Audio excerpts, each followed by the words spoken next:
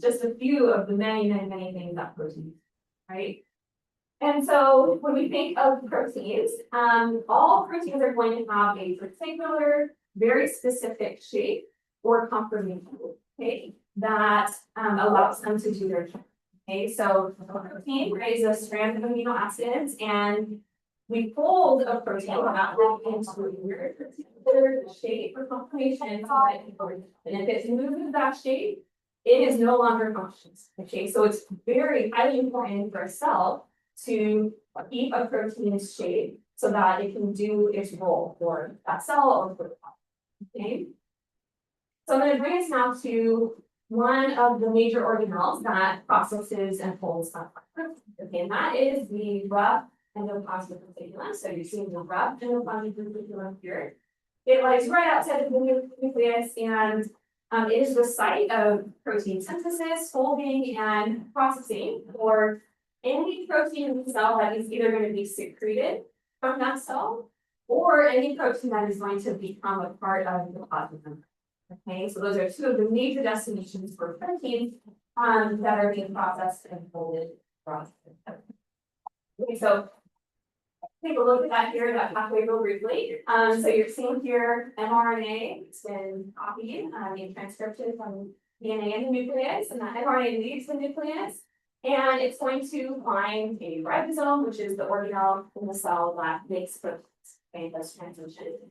And if that protein is going to end up being released from the cell, right, or become a part of the plasma membrane, that's going to kind of shuttle that ribosome and the mRNA to these rough endoplasmic reticulum. The ribosome attaches itself there, and then the rest of that protein synthesis is going to be completed inside the rough ER, inside the membrane.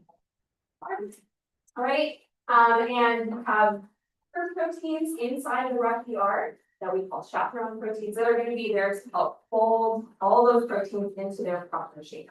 Okay, so we have lots of helpers that help get those proteins.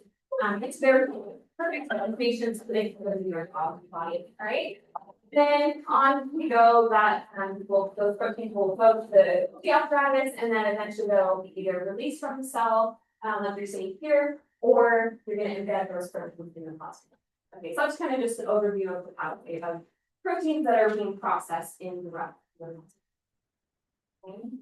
Now that accounts for approximately 1/3 of all protein synthesis that is occurring in eukaryotic cells, or eukaryotes, so that's in our cells as well.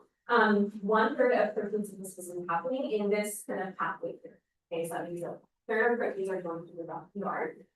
And because of that, you can imagine that the rough ER plays a major role in regulating protein homeostasis. So it's a major player in making sure that all these proteins are processed correctly and can move on and go to the right sort of body to form their job.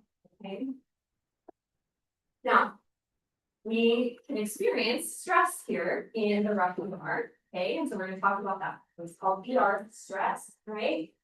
So there are, well, first of all, the ER is kind of a sensitive little organelle. Okay, it's doing some really important functions, and so it has to have just the right conditions to be able to do all that it has to do. Okay, it's kind of a sensitive organelle, and so there are many numbers of stressors that can actually impact functioning of the ER, right? So it's sensitive to low energy levels, low nutrient levels, low oxygen. Okay. And increased protein demand. So there's lots of different things that can become a stressor on this organelle. And what happens with stress is that sometimes the protein folding demand exceeds the ER's protein folding capacity. Okay. And so when that happens, we call that ER stress, right? So there's too many proteins that we're trying to process and fold. More than we can handle in the rough ER, and that's a source of stress. Okay, and we're going to see what happens then in response to that is that there gets to be kind of a backup here in the rough ER. Okay, we get the accumulation or aggregation of proteins here. Okay, those proteins can either be misfolded, meaning that they have been folded up into the wrong thing. Okay, those can be toxic to our cells. Or sometimes it's just that the proteins are just unfolded. They haven't been processed yet, and so they just kind of remain in this unfolded state. Either way, that's bad, okay? We don't want this backup of proteins because that can be, again, toxic to our cells and it can lead to diseases and it can even have toxic effects on other neighboring cells. And so we don't want that, okay?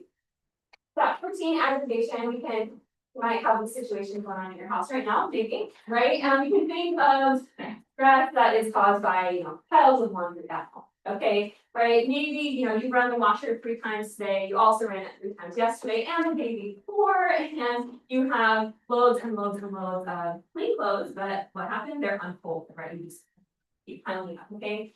And, similar to how that maybe stresses you out at your house when that happens, right? When you have protein aggregation in the ER, that stresses out yourself, okay? It is not a good situation. So, as you might imagine, ER stress is related to a lot of different diseases, okay? We see this as actually a hallmark of many neurodegenerative, okay? And so I'm showing you some of the most famous ones that affect a lot of people all across the globe here. Things like Alzheimer's, Parkinson's, Huntington's, and ALS, but there are lots more as well.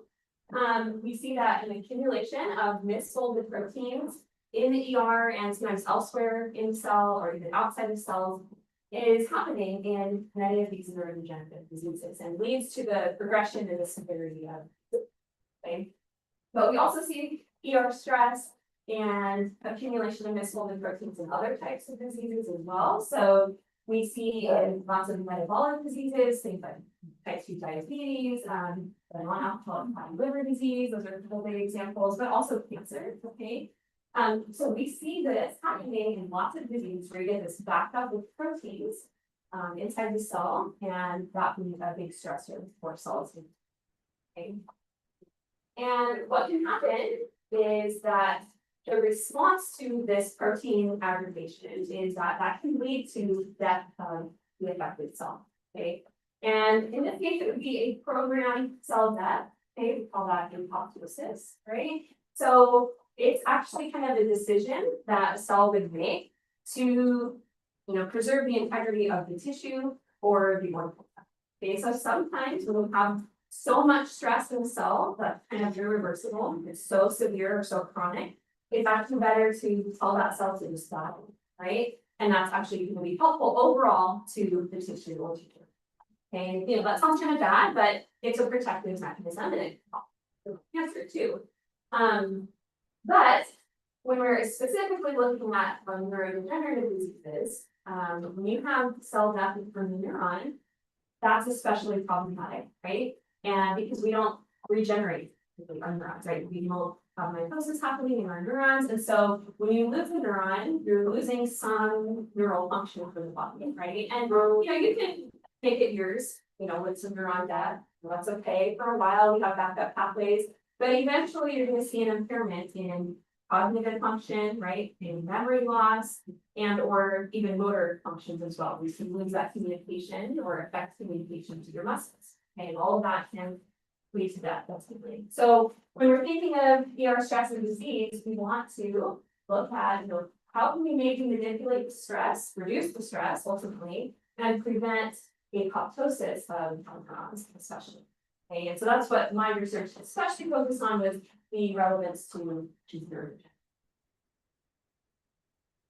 And it turns out that there are actually some small molecule drugs that have already been discovered. Some are already approved for use and for prescription that treat some classes of neurodegenerative diseases.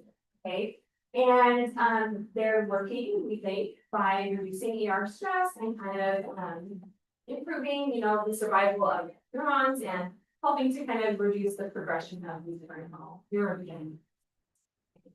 The problem, though, is that a big problem in pharmacology is just that sometimes we don't really know how those drugs are working. So we can discover that a drug seems to work. It doesn't seem to have any negative side effects on the patient, right? And it seems to improve disease outcome. And so it can, get approved for use, but that doesn't necessarily mean that we know all the ways that it's really functioning in the cell at a molecular level.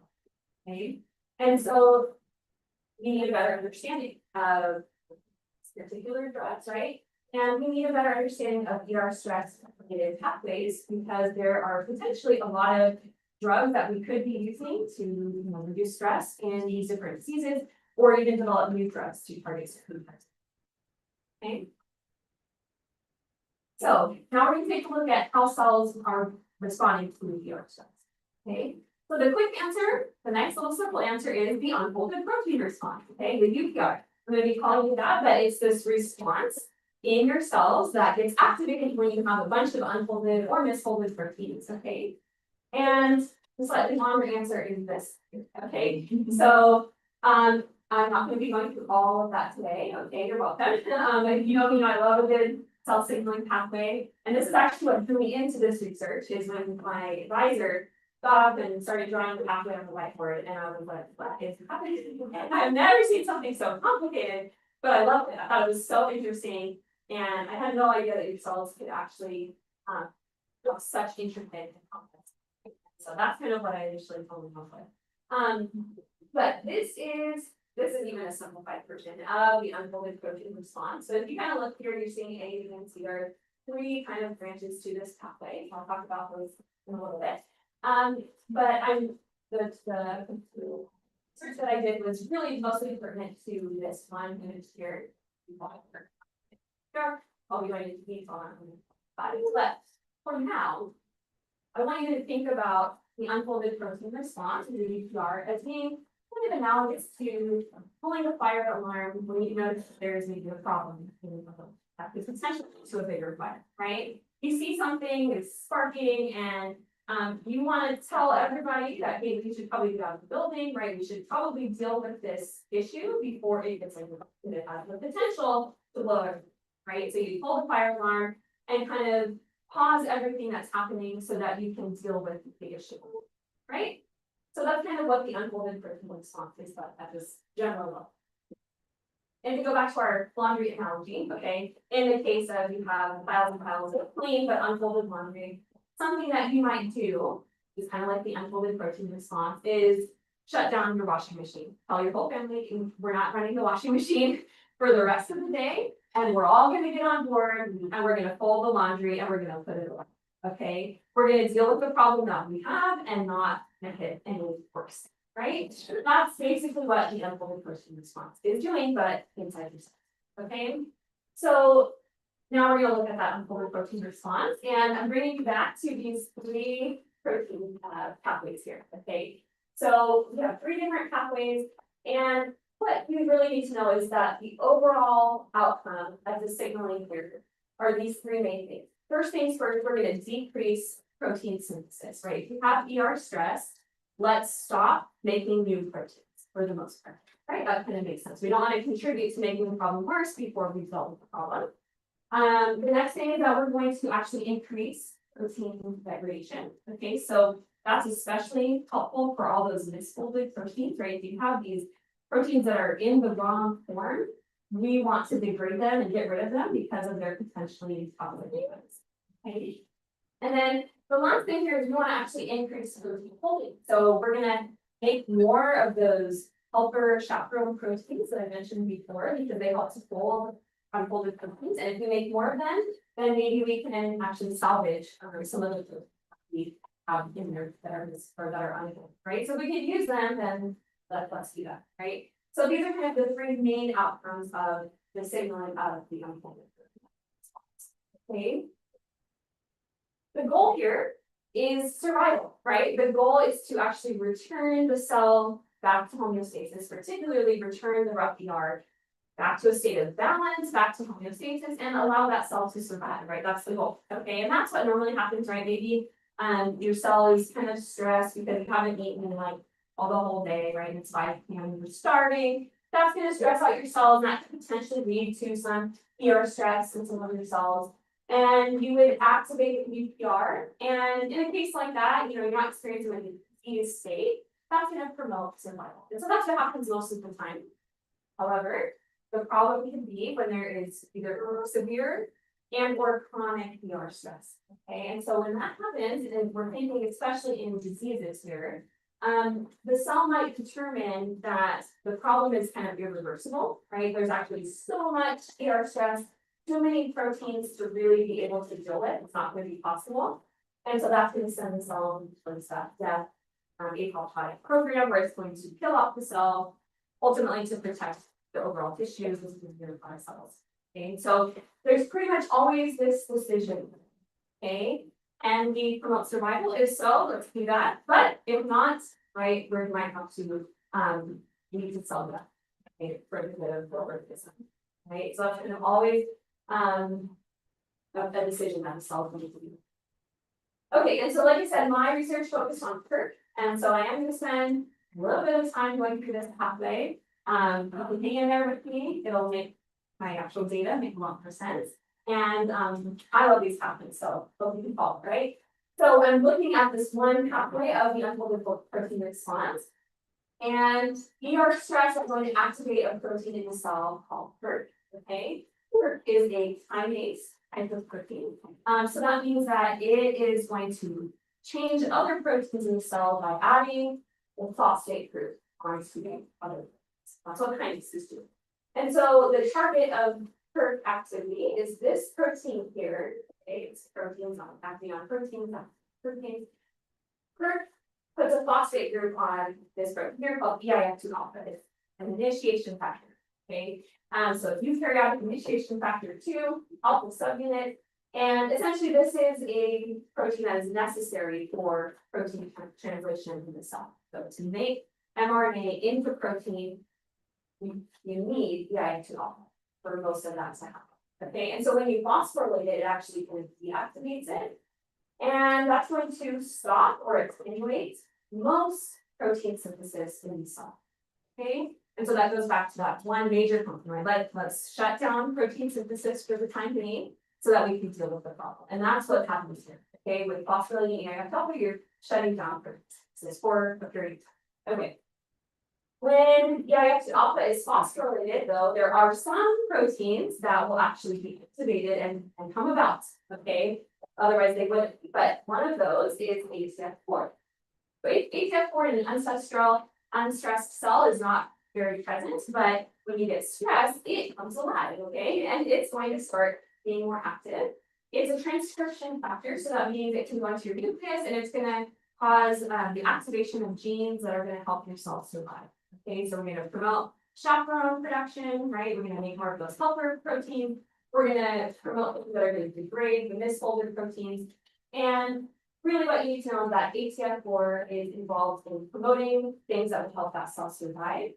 And we think of both of these as being involved in kind of the early stage of the VTR.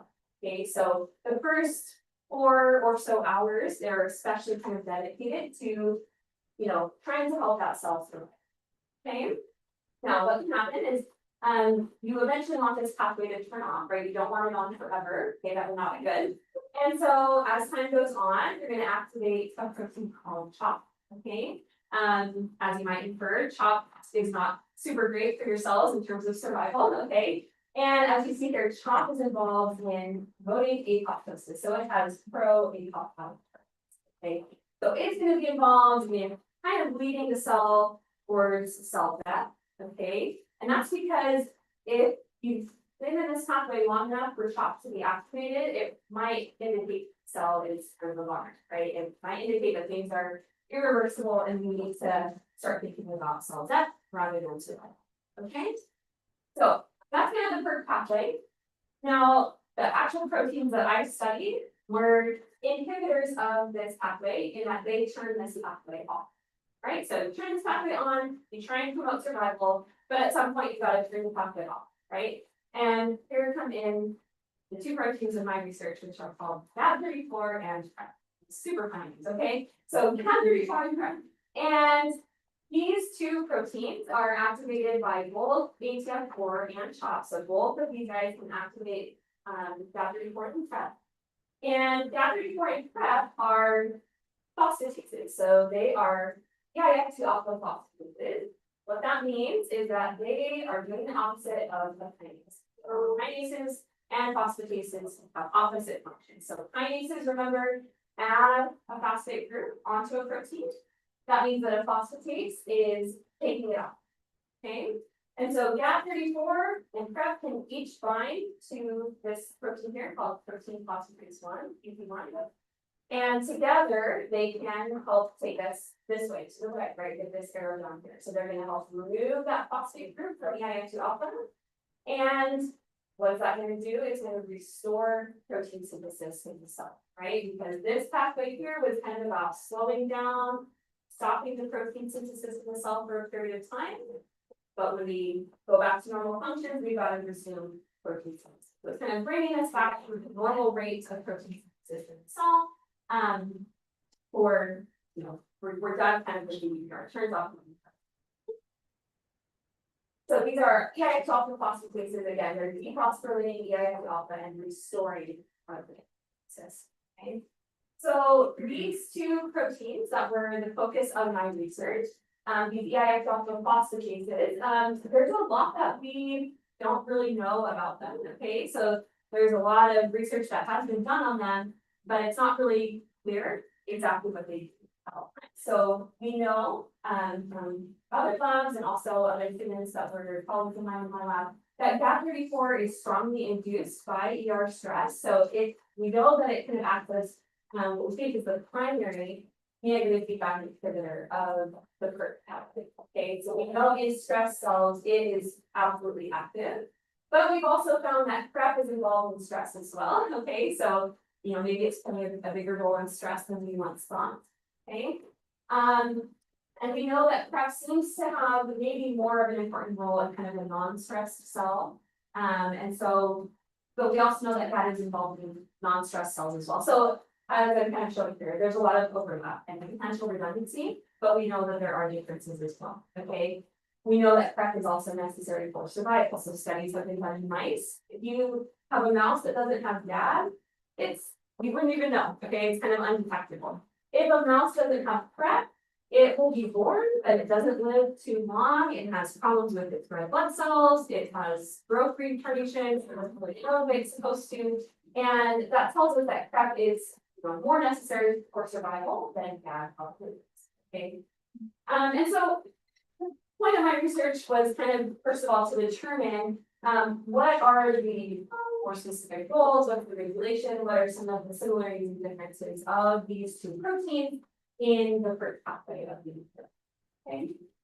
And we use zebrafish as the model organism for this research. Okay, so zebrafish are maybe a model organism that you are super familiar with. You might be probably familiar with, you know, fruit flies maybe, or mice being model organisms, but these fish are actually really great model organisms, and they're excellent for the pathway that we were trying to study. The first reason is because they actually have both GAP34 and PrEP homologs. Okay, so that's perfect because then we can study their differences, their similarities, and we're gonna have to do it. Okay, other organisms like fruit flies and yeast and nematode models, they either don't have either of these two proteins or they only have one. And so obviously that's not super helpful, right? The next thing that makes these great model organisms is that they produce large numbers of embryos that are actually external to their body. So they will spawn and the eggs and sperm are laid externally. And so fertilization happens externally in the water. And you can just collect all those embryos and perform studies on them. Okay. So that allows you to conduct studies that have large numbers of organisms. Okay, you can get high sample sizes relatively easily because every time you spawn them, you can potentially get hundreds of embryos produced that you can learn tests on. The next neat thing is that they're transparent. Okay, that's usually here. So in that early development of the embryo, you can see right through it. So that allows for really easy imaging assays, and that's what we took advantage of in my studies. Okay. And they develop really fast. So here you're seeing the zygote, so that's the actual cell that will become the zebrafish right there. And that's about the first 30 minutes or so, it looks like that. And then it will start undergoing mitosis and division. And at just 24 hours later, this is what you see. Okay, pretty impressive results, right? In one day, you've got a brain, you've got eyeballs, you have a full digestive system, and you have a caudal fin. Which is probably the least impressive, but that was actually the important part of my research. I do my tests on the caudal fin. Okay. So you can conduct some really detailed in vivo studies. Okay, so the caudal fin was important to my research because these cells here in making this fin for the fish that will end up looking like that, these cells are actually pumping out a bunch of cartilage, okay, and a bunch of extracellular matrix material. All of that is protein, a lot of protein that has to get exported from the cell. So you have a ton of proteins going through that rough ER pathway for secretion, okay? So essentially, in this early development, these cells here in the epidermis are highly stressed, okay? They're like already kind of on the verge of being too stressed out. And you can give them a drug that makes the stress a little bit worse and tip them over the edge and make them a little bit more susceptible to death. And so you can see there how that's an excellent model for some of these neurodegenerative diseases in humans, right? It's very, very similar, right? You have high levels of stress, the UPR is kind of already on, and if you make them a little bit more stressed, they might die, and then we can see what rescues them, okay? And so that's how we did it with studies. And also these tails like flat. They're pretty flat and they're see kind of everything. Okay, so somebody in 2011, Coyote in his lab, found this really interesting thing about that caudal fin in this. Okay, so they took a look at what happens to these cells when you stress them out. Okay, so give them some stressor, and they noticed that there were cells dying at this early time following that stress. Okay, so about 4 hours after that stress, they noticed that there was this acute cell death. The cells would die. And the way that they would be targeted for apoptosis was through these genes or proteins here. So P63 protein and then also food. Okay. And I'm not going to have time to get into the details there, but basically they are proteins that can trigger cells to undergo cell death. Okay. And so that was what was happening here at that 4 hour time point. But then if you waited longer, there were other cells that would be dying at 24 hours after stress. Okay. And that they called kind of the chronic cell death, and that death was mediated by CHOP. Remember CHOP? Okay, so CHOP was part of our PERT pathway, right? And so that was that protein that you kind of have the UPR going for too long, right? CHOP's going to start to accumulate and it's going to start to tell your cell to die because your stress is too chronic, right? It's been around for too long. So that's really interesting, right? But there are two different ways of telling the cell to die. It's all just based on how long it's been since the stress, okay? So my specific project was really to look at the roles of GAD and PrEP in these two different types of cell death in the caudal fin of the zebrafish. Again, as a model for looking at the okay? And so the question was, what are the roles of GAD and PrEP in these two distinct genetic programs? And so we did loss of function studies and gain of function studies. Okay, so I'm going to talk about that real briefly. So loss of function means that you're knocking out the function of a right. So there, the idea is like, okay, if we knock out GAD and PrEP or both of them, and we kind of inhibit this ability to dephosphorylate EIF2 alpha, what's going to happen? Okay, and our hypothesis was really that if you're preventing dephosphorylation, then we're going to have increased levels of the phosphorylated EIF2 alpha, and essentially kind of have the UPR in this early pro-survival phase for fathers. So potentially, we think that if we lose their functioning, then we can promote survival by keeping the EIF2 alpha phosphorylated for the father. Okay, and kind of stall the progression of the UPR, prevent it from progressing on the child. Okay, that's kind of the idea. And so we did lots of function studies by something known as morpholinos, and then also with the drug called. So real briefly, morpholinos are a way that you can prevent functional protein from being made. Okay, so normally what happens in the cell is you have your pre-mRNA, introns get taken out, and that leads to the exons joining together and you get a functional protein. Okay, but you can add in something that actually blocks that from happening. So now you can no longer chop out intron and now it stays around, but you can't take it out. And that results in a non-functional protein. Okay, so this is a way that you can inject the morpholino into the zebrafish and knock out that protein. Okay.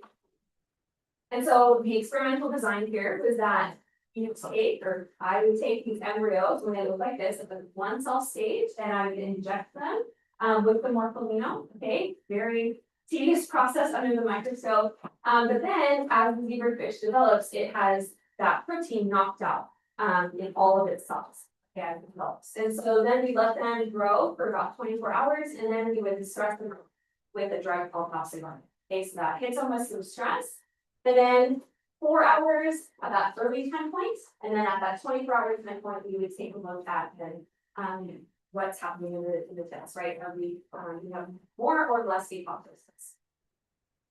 And so to kind of look at that, we did an apoptosis assay known as activate orange staining. Basically, it fluoresces in cells that are undergoing cell death. So the more bright green, really pretty, but it means that a cell is not there. Okay, and then we would image that under the focal microscope and take a picture. And then I got to do this really fun thing where I would count the number of apoptotic cells in all of the cells, and that was many hours and days in the dark, counting and recounting.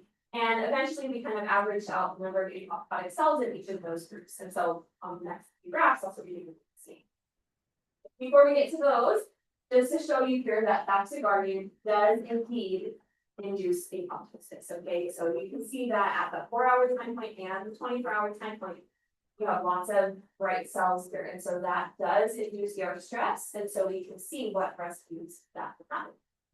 So the first knockout that I did, the first loss of function, was with GAD34 with the morpholino. And the results we got here are that at that early time point, there was no significant difference. Okay. But at 24 hours, we actually saw a decent reduction in the number of cells that were developed. Okay, and so that kind of supported what we were thinking. That supported the hypothesis there. That stalled the progression of the UPR and allowed for more time to promote survival. With the morpholino targeting crap, we actually didn't see a significant reduction in cells at the time. Okay, so PrEP alone did not seem to be able to reduce the cell death at either time point. However, when we did a double knockdown, so when we knocked out both GAD and PrEP, we saw a statistically significant reduction in protein synthesis at okay, so that showed that they're working, we kind of get together and target both of them. We are going to be able to promote survival at both of these different treatments. Okay. All right, and then we kind of did that same experiment with the double knockdown of GAD and PrEP with this drug called Solubanal. So this is a drug that blocks both GAD34 and PrEP at the same time. Okay, and we had a pretty similar treatment here. I didn't have to inject anything here, but we did incubate them for 2 hours in Solubanal, and then did the same thing. Hit them with stress, and then waited for 4 hours, and then 24 hours and calculated them.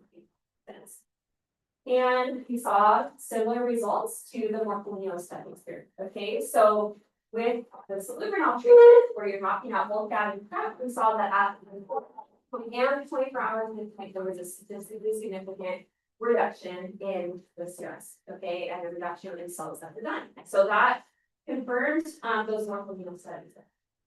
Okay, and then we did a little bit of gain of function studies. It turns out this was kind of harder than expected. And we really did not know what was going to happen here. So what happens if we make more GAD or more PrEP or both?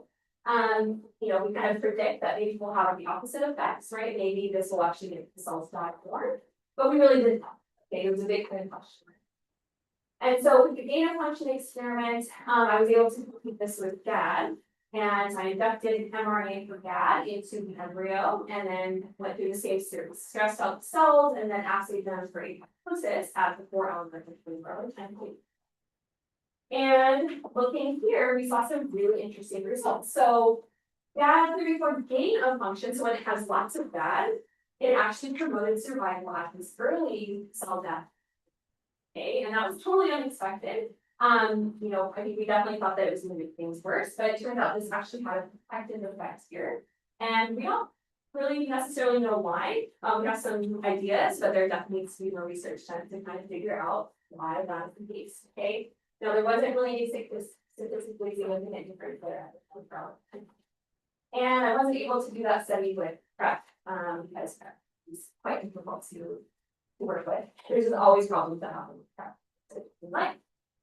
All right, so for the discussion, to kind of come back to the question, right, we were looking at what are the goals of these two proteins in each of these programs for cell death, right, at 4 hours and 24 hours. Okay, and we can come to just this summary table. So this summarizes the results that I got. We saw, mostly I did the loss of function studies, and we saw that knocking out GAD promoted survival. Okay, that's the start showing at that chronic time point of cell death mediated by trauma. Prep knockout really didn't have any effect either way, but then when you knock them both out, either through the morpholino or with the drug salubrinol, you see the post-survival effect at the whole time. So that tells us that this is a really strong candidate, right? Knocking out of these two proteins might promote cell survival in neurodegenerative diseases. And then this kind of question mark here of GAD overexpression seems to also be protective, but at that delta. Okay. So the conclusions we kind of make are that GAD34 is still a lot of unknowns. Okay, it probably is interacting differently with two different programs or cell set, and loss of prepalon seems to be insufficient to alter the dynamics of the yard. But when we lose all of that diacylglycosidase function together, that seems to protect cells from both acute and chronic ER stress-induced functions. Okay. And the conclusions that are that manipulating these proteins is definitely beneficial to minimizing ER stress-induced consciousness, as I said. Okay, so it means that when you have a cell that is under chronic ER stress and longer-term issues with ER stress, we want to inhibit the ion cell. Okay, and let that pathway stall and kind of stay in the early stage for longer. And potentially in other cases, maybe in more metabolic diseases or cancers, maybe we should upregulate GAD34. Maybe that promotes self-eating, we call autophagy. And maybe that's the way that it's protecting these cells against that early time point of death. Okay. But again, we don't know all those conclusions for sure, but we did get a little more information. The lab that I worked for is still active and still doing lots of studies. We need to do the prep gain of function that I wasn't able to do. And then they've actually developed, since I've been gone, knockout zebrafish lines. So genetically altered zebrafish that do not have the gene for GAD or prep, and then they also have the double knockout. And so those are excellent for conducting studies because they already have those genes for the loss of function. Okay, and so you can do a lot of stuff there.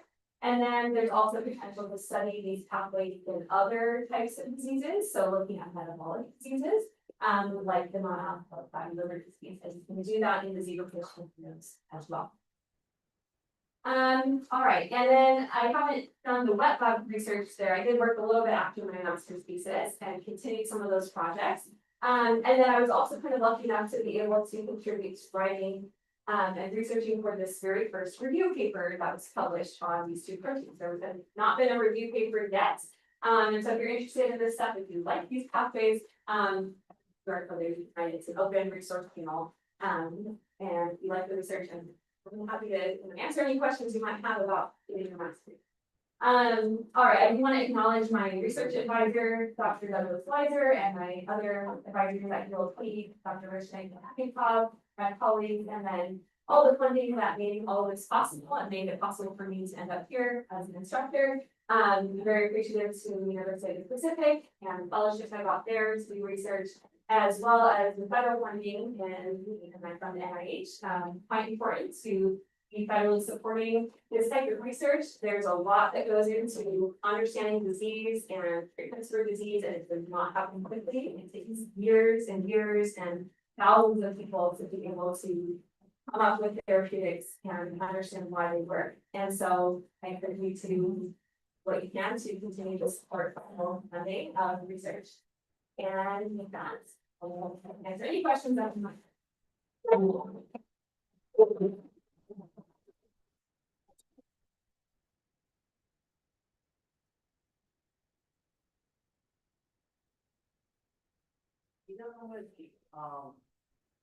So it kills off the cells because they're damaged or particles.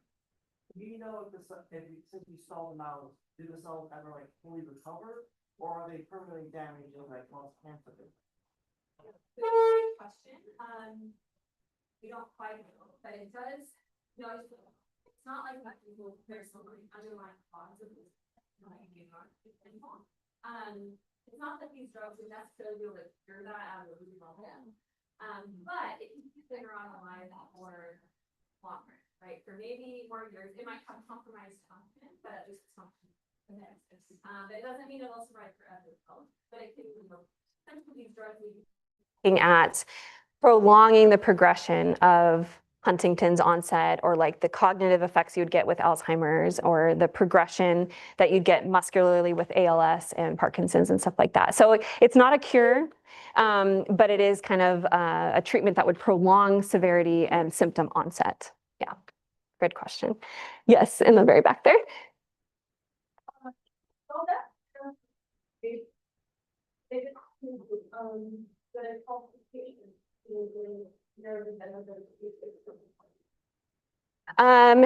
Yes, so I might not quite know what the calcification you're referring to exactly, but calcium does, I didn't really talk about it at all, but calcium absolutely has a really important role here. So the ER, especially in the smooth ER, is where your cells store calcium, and for protein folding to be done properly, you have to have the right amount of calcium in the ER for that all to take place. So when you disrupt calcium homeostasis, that is a big trigger for ER stress, and then for those pathways to get turned on and to promote death. So actually that drug, that dapsogardin, the one that we stress the cells out with, that's actually how it causes the stress, is by inhibiting the calcium pumps on the ER, which disrupts the calcium balance in the cell, and that's how it causes that pathway to get started and lead to death. Yeah, yeah.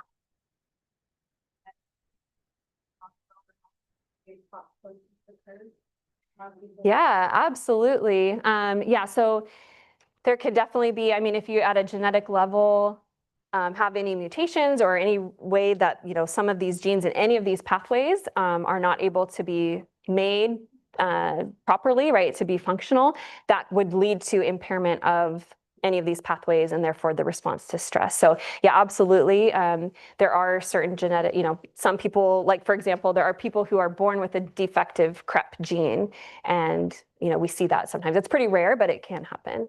So yeah, absolutely. Any other questions? We don't have any other questions. I'm sure that we have to stick around a little Yeah, while. For people. absolutely. Yeah, thank you guys for attending our first science club, and we'll see you again on the 24th.